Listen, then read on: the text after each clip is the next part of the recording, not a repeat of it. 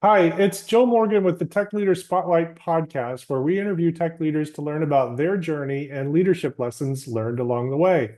This show is brought to you by the Tech Professional Money Operating System, where we help tech professionals who know they're doing well financially, but aren't sure it's enough or aren't sure they're optimizing everything the right way. We help you invest cash wisely, make the most of stock awards, minimize your tax bill, and create clarity and confidence so you can live the life that you want and spend less time worrying about your money. If you'd like more information, look me up on LinkedIn. That's Joe Morgan at Best Financial Life. Today, I'm very excited to have on the podcast Monica Kinney, who is a senior principal software engineer at Hewlett Packard Enterprises. And she is an experienced leader who specializes in volume management and data path for enterprise storage arrays. Welcome to the podcast, Monica. Thanks for having me. So, volume management and data path for enterprise storage arrays. Tell me about that. So that's, the firmware for a storage array, the volumes are kind of what is set up to allow a user to determine what they're writing to and reading from.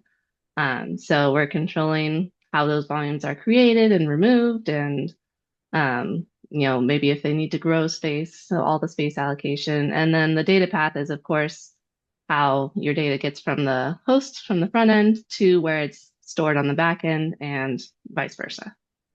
Oh, very cool. So it's kind of like organizing and memorize or remembering what users are doing as they're doing it. Is that right? Yeah, in part. And it's, in the base case, it's making sure that whatever you write to your storage array, you read back. Got it. Yeah. Organization. Yes. Terrific. So let's dive into our regular questions on the podcast. What does leadership in the tech space mean to you? So I think there's two key things that stand out to me. One being making definitive decisions and guiding in that direction, and then mentoring um, younger or less experienced engineers. Hmm. And so making definitive decisions and guiding in that direction and mentoring younger engineers, is that what you said? Yeah. Yeah. So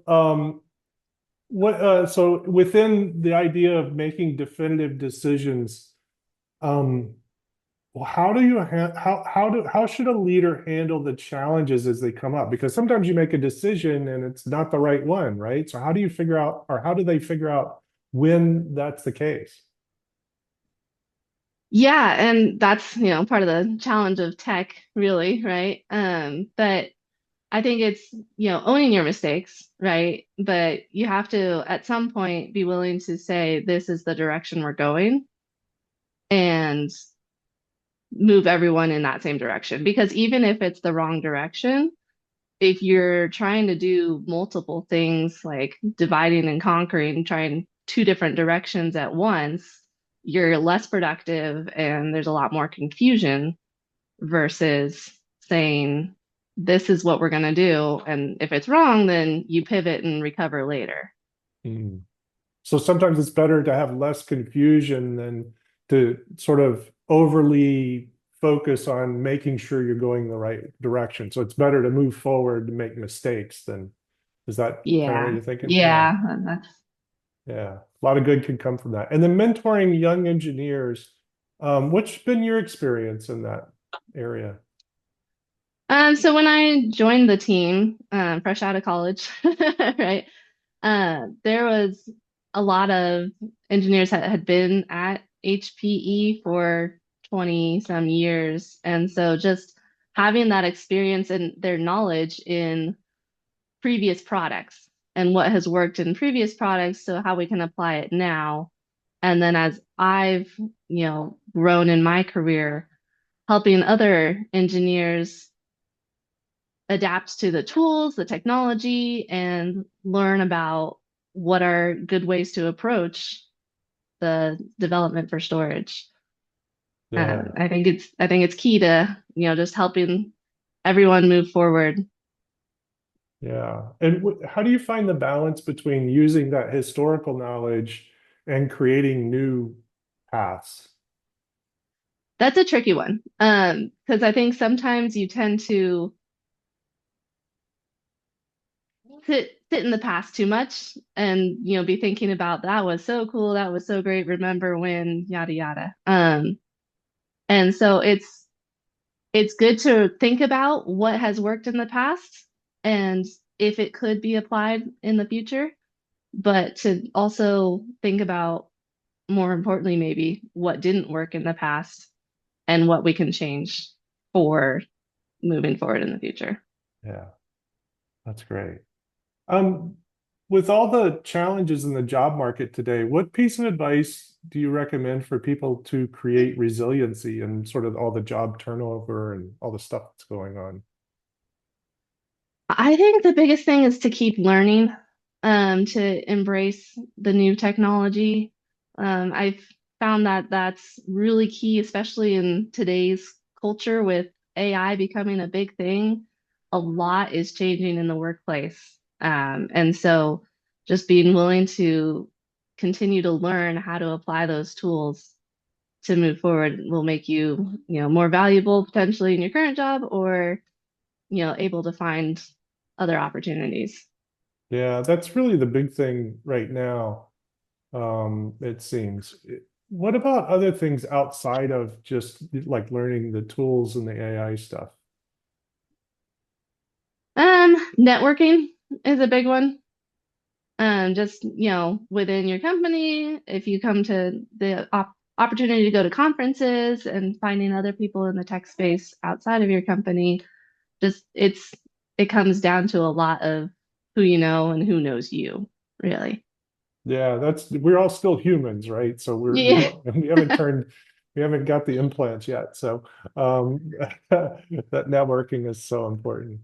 Yeah. What's the most important financial decision that you've made in your tech career, whether it's about compensation or equity or job choice or whatever? Um, so when I was looking for jobs initially, um, I negotiated for a higher salary at the job I ended up taking. Hmm. And I think that set me up for good financial success as I've moved up in that career. And then on top of that, I'm maxing out my, 401k and retirement savings as much as I can. Yeah, those are good.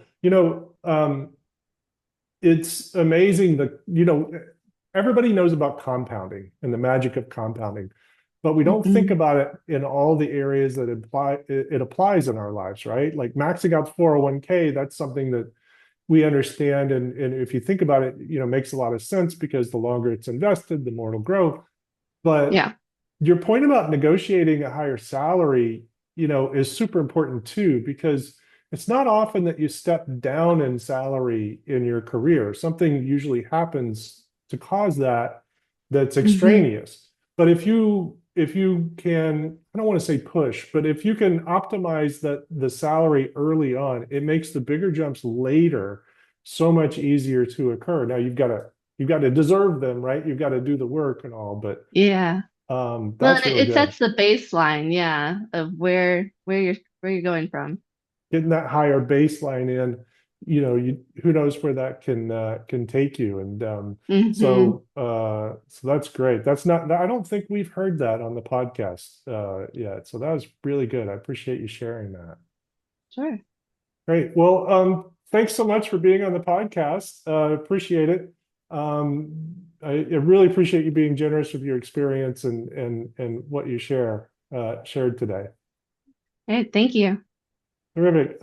Just as a reminder, this is sponsored by the Money Operating System, where tech leaders gain clarity and control of their finances so they can live out the rest of their life with intention. If you want to know more about us, look me up on LinkedIn, Joe Morgan, Best Financial Life.